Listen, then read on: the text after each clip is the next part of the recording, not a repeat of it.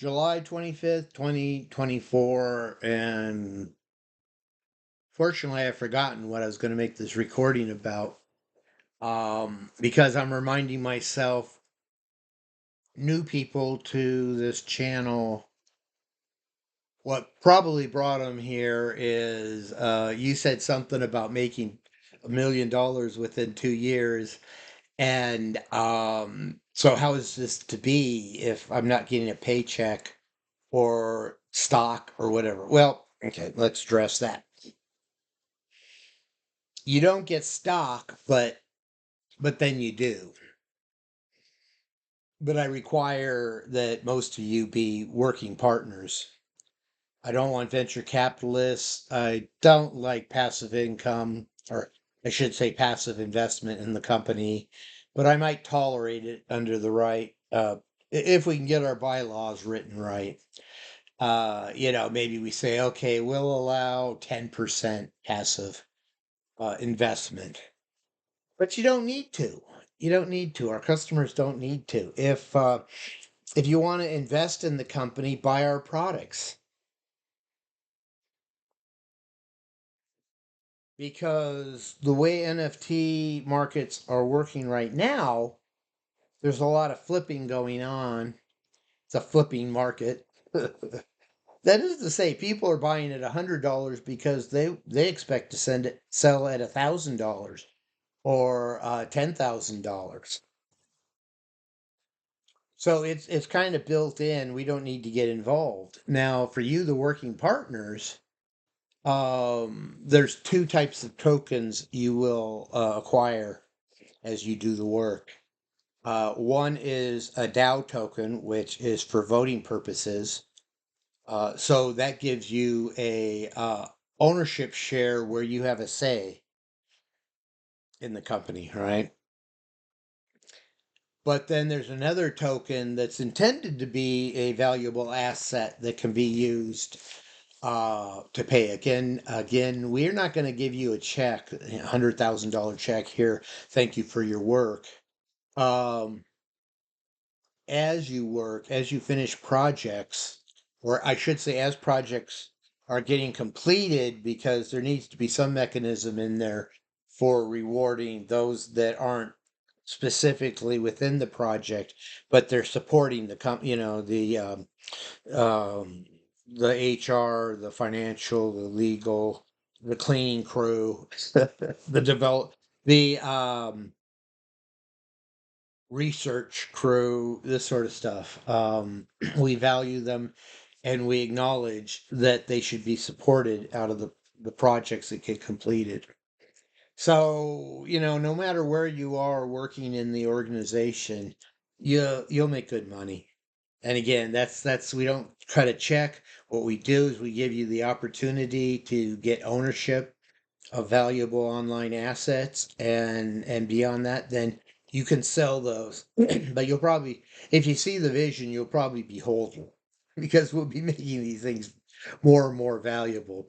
But if you need cash, and I can see that.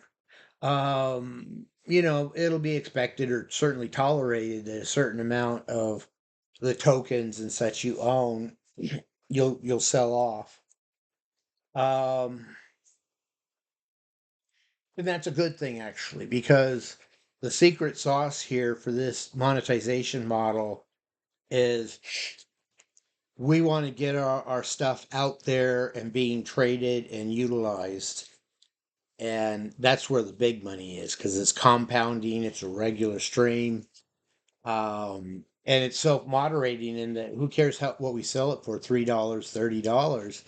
$30. If it goes up to 3,000 or 30,000 or whatever, people are going to be happy with it. We're going to get a good brand reputation, and a lot more than we would have sold in a one shot. This is the price. Will be returned to us. Compounding, that is, month after month, it's just growing. And so I can foresee this trickle of income, passive income, that can basically have the effect of a waterfall of income. thus where I get around to we very feasibly could end up very shortly with like 3 million a month income. And with that, we have money to start funding other projects and expanding out and getting into these things that are a little more research or proof of concept than actual line of business or production line. Well, we got to get that production line going. And I haven't even mentioned much about content creation, except to say phase one is to uh, mint NFTs for the collector market.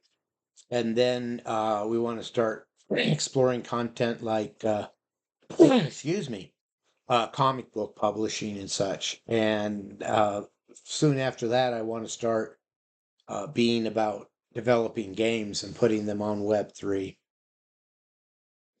And what are we about? Well, yes, we mint NFTs. That's our line of business. But really, we sell entertainment. And what is entertainment? The way I prefer to live. Entertainment is fun and it's enjoyment. So that's what we're really trying to do is make products that are fun and people enjoy, whatever form that might take. And there's a lot of opportunity here right now because Web3 is a totally new way of say, publishing comic books. And I've taken a lot of lessons from the history of comic books.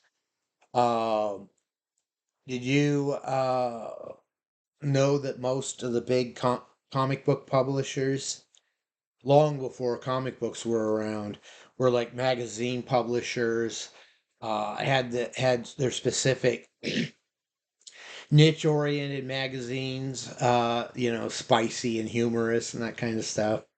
I guess Whitman, they kind of, no, I don't want to think about big little books, but yeah,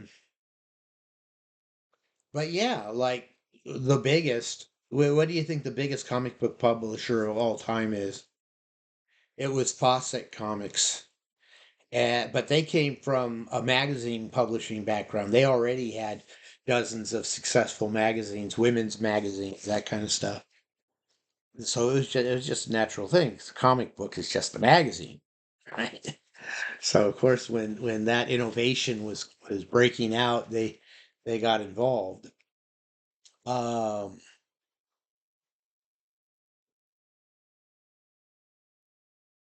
well, Timely, what we know as the Marvel Universe, that came from what was his name, William Goodman or something.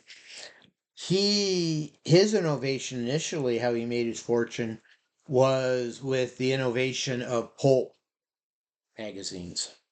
And if you don't know what those are, I'm not going to cover them here, but suffice to say, he 10, 15 years, he had pretty good publishing empire going, and so it's a natural progression to get into comic books.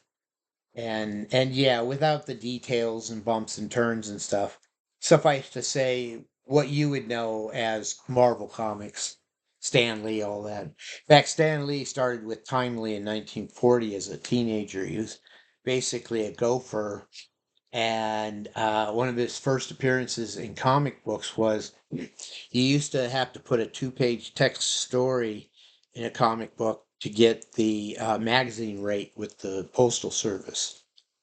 So they didn't care much about what the story was. It was just to get a check mark.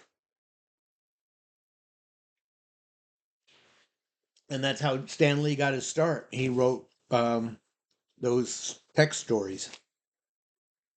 And he was he worked closely with some of the legends of comic books like Jack Kirby and what was Kirby's partner? Simon and Kirby. Yeah. And the rest is history. Go to my playlist about the history of comic books as I've seen it, which I'm not sure. There's probably not very much content there yet because this work is so much more important. So how are you going to monetize? How are you going to get your money personally? No, none of this nebulous. Oh, we promised this and we promised that. but you want that $1 million within 2 years. God, I hope it's not just about that, because it's supposed to be about millionaire life and billionaire mind. Much more, not to say you own all the millions, but you certainly get to enjoy and share in it. So, so yeah, I don't know. Maybe I've already covered it because you you uh, you work on the teams, working on projects, um, or there's some kind of agreement of support that you kind of get a tax. Oh, yeah, we tax ourselves. That's how you do the admin layer, which is not really doing any one specific thing, but the whole company, holistically, the company needs it.